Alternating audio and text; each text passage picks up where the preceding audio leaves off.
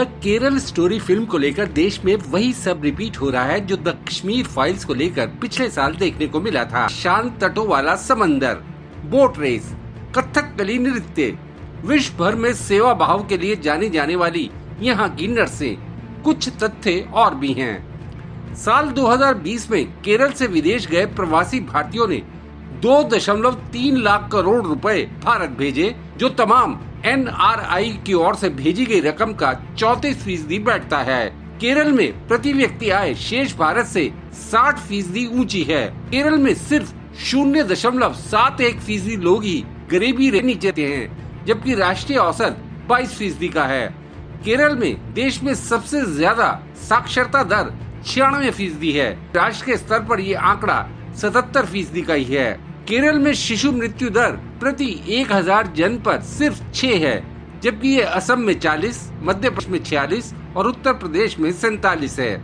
लिंग अनुपात की बात की जाए तो शेष भारत के 907 की तुलना में केरल में कहीं बेहतर 974 है, यानी जन्म के वक्त 1000 लड़कों के मुकाबले 974 लड़कियां जन्म लेती हैं। उत्तराखंड में ये अनुपात सबसे खराब 844 का है। अब फिर लौटते हैं फिल्म द केरल स्टोरी पर। विपुल अमृतलाल शाह के सनशाइन पिक्चर्स के बैनर और सुदीप्तो सेन के डायरेक्शन में बनी इस फिल्म का लब्बो लुबाब ये है कि केरल में एक सीक्रेट खेल खेला गया। फिल्म के डायरेक्टर सुदीप्तो सेन के मुताबिक 32,000 लड़कियों के साथ ऐसा किया गया। ये बात नवंबर 2022 में रिलीज हुए फिल्म के टीजर में भी कही गई। मेरे जैसे 32,000 गर्ल्स कन्वर्ट होके सीरिया और यमन के रेगिस्तान में दफन हो चुकी है। निमिशा उर्फ फातिमा ईसा, सोनिया सेबेस्टियन उर्फ आयशा, मेरिन जैकब उर्फ 6 महिलाओं में से 3 पहले से मुस्लिम थी, 2 ईसाई धर्म से और 1 हिंदू धर्म से थी, जिन्होंने इस्लाम कबूल किया। निमिशा, सोनिया सेबेस्टियन और रफीला के इंटरव्यू 2020 में स्ट्रेटेजिक ग्लोबल न्यूज में छपे। किसी राज्य में राज्यपाल संविधान का संरक्षक होता है, ये सिर्फ पेपर पर अब थ्योरी है। अब यथार्थ या प्रैक्टिकल की बात की जाए तो देश के राज्यों में राज्यपाल उसी पार्टी के दूत के तौर पर काम करते दिखते हैं जिस पार्टी की केंद्र में सरकार है। ऐसा न होता तो केंद्र में सरकारें बदले जाने पर राज्यपाल भी थोक के भाव से नहीं हटाए जाते और पसंदीदा लोगों को राजभवनों में नहीं भेजा जाता।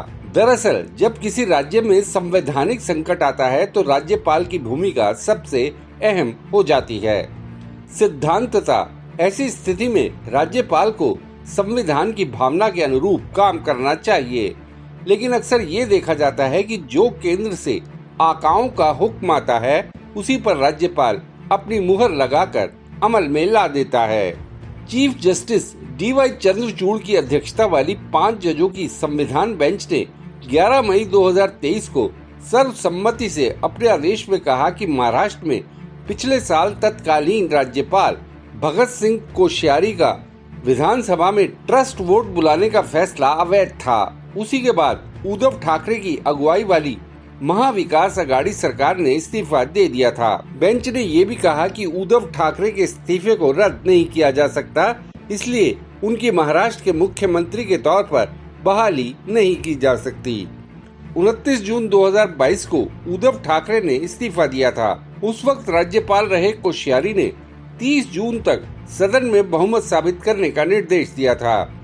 उद्धव ठाकरे के इस्तीफा देने पर कोश्यारी ने तब एकनाथ शिंदे को सरकार बनाने के लिए न्योता दिया था। चुनाव आयोग ने शिंदे गुट को असल शिवसेना के तौर पर पहचान देने और तीर कमान चुनाव चिन्ह अलॉट करने का जो फैसला दिया, सुप्रीम कोर्ट ने उस फैसले को भी एक तरह से पार्टी के 2018 संविधान और पार्टी के आंतरिक चुनाव में दखल देने वाला बताया।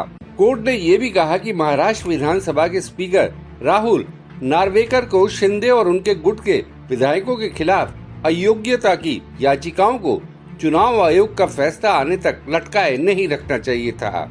Slog over. मक्खन हाथ में ब्रीफ केस लिए सुनसान सड़क पर लिफ्ट लेने के लिए हाथ से इशारा कर रहा था। कई कार वाले बिना उस पर ध्यान दिए वहां से गुजर गए। आधा घंटा इंतजार करने के बाद एक कार वाला मक्खन को लिफ्ट देने के लिए रुका। कार चलाने वाला अकेला था, इसलिए मक्खन आगे वाली सीट पर उसके साथ बैठ गया। मक्खन ने कार वाले को लिफ्ट देने के लिए पहले तो शुक्रिया बोला, थोड़ी देर बाद टाइम पास करने के लिए मक्खन स्माइल देते हुए बोला, माफ करना ब्रदर, अगर मैं कोई सीरियल किलर या कुछ और होता तो। इस पर कार वाले ने मक्खन की तरफ